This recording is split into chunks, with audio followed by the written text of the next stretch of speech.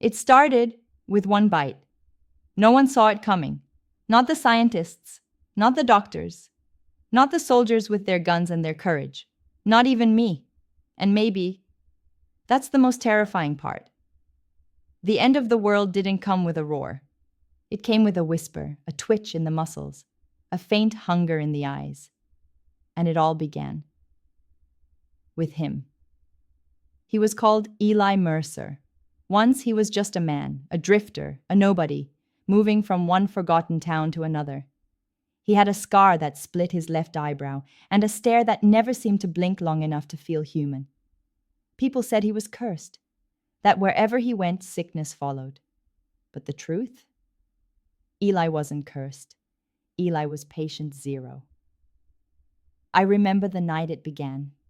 The rain came in sheets, hammering the tin roofs, flooding the narrow streets. I was on duty at the station, just another long, empty shift, when the door burst open and a man stumbled in. It was Eli. His skin was pale, lips trembling, eyes wide with something primal. He mumbled something, but the words were buried under ragged breaths. And then he collapsed. We carried him to the back room. No wounds, no blood, just a fever, a burning heat radiating off him like he was cooking from the inside out. His pulse, slow, too slow. And then he woke. But the man who sat up wasn't Eli anymore. His eyes were black pools, his teeth sharper somehow, as if his body had reshaped itself in the dark. He didn't scream, he didn't moan, he just moved, fast, too fast. The first officer didn't even have time to pull his gun before Eli's teeth sank into his throat. The sound. It wasn't like in the movies. It was wet, crunching, real. I ran. God help me, I ran. I slammed the door, heard the metal bend under his strength. By the time backup arrived, it was already too late. The infection spread like wildfire. They didn't die the way we thought. There was no waiting for the heart to stop, no moment of stillness before the twitch.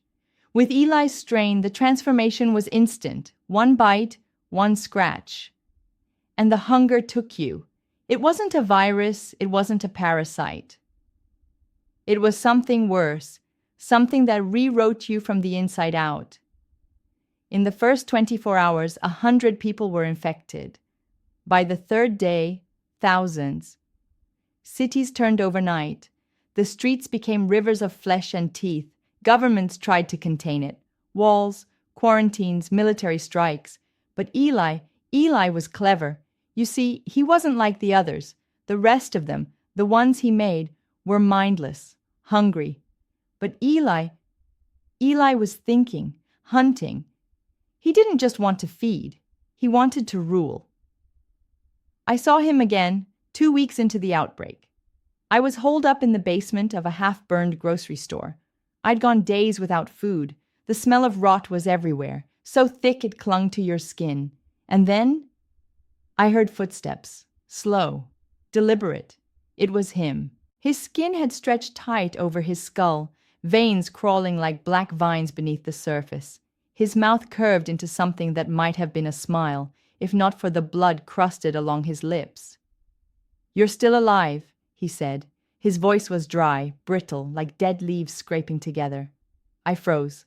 Zombies didn't talk, not in any world I knew, but Eli.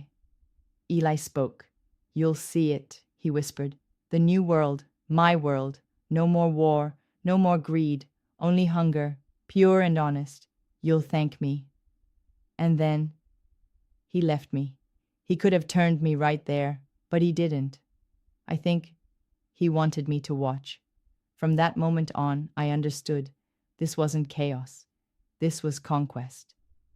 Eli's horde didn't just wander. They moved like soldiers. They swept through towns in waves, leaving nothing but silence behind. He sent runners ahead, faster, leaner, infected, to flush survivors out of hiding.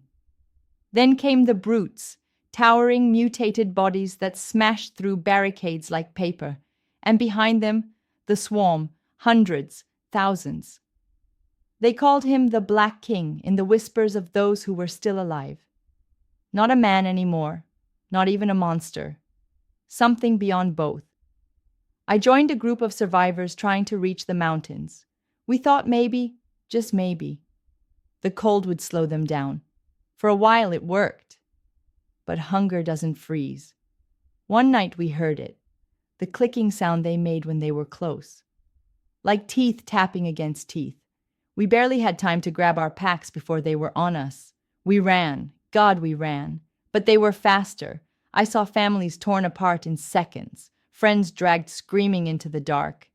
And above it all, I saw Eli standing on the ridge, watching, always watching. Weeks turned into months.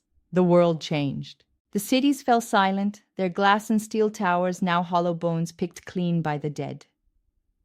Forests swallowed roads, rivers ran red, the few of us left. We weren't survivors anymore. We were prey. The worst part wasn't the attacks, it was the waiting. Knowing that somewhere out there, Eli was still walking, still spreading his gift. Sometimes we'd hear his voice in the night, not shouting, not roaring, just speaking, almost kindly, promising an end to our suffering. "Join me," he'd say. "It's easier that way." I started to dream of him. In the dreams I was standing in a crowd, and everyone around me was one of them. Their eyes locked on me, their teeth bared. But I wasn't afraid, because Eli was there. And when he smiled, I smiled back. That's when I knew. The infection wasn't just in their blood. It was in the air, in the soil, in us. Sooner or later, there would be no difference between the living and the dead. And I was right. The last stand happened in what used to be Denver. The military had pulled everything they had. Tanks, drones, bombs. They lured him there, thinking they could kill him once and for all. I was there. I saw it. The sky turned to fire. The ground shook. And for a moment, just a moment, I thought maybe they'd done it. Then the smoke cleared, and Eli was still standing, burned, broken, but smiling, always smiling. And behind him, millions. The line broke, the soldiers fell, and that was it, the last defense. After that, there was no stopping him. He didn't just turn people anymore. He let some stay human, slaves, worshippers, messengers. They brought him offerings, food, weapons, even their own children, in exchange for being spared. But no one was truly spared, not forever. Now, there is no outside, no safe place, no border to cross. The world belongs to him. We are the walking dead. Some of us just haven't stopped breathing yet. I've been running for I don't know how long. Days, weeks. Time doesn't matter anymore. I can feel it now. The heat under my skin, the ache in my bones, the hunger. It's coming. I saw him again today. He didn't speak this time. He didn't need to. He just reached out. And I didn't pull away. This is my last breath as myself. When I open my eyes again, I'll be one of them. And somewhere deep inside, a part of me will remember. It all started with one bite, and it ends with Eli.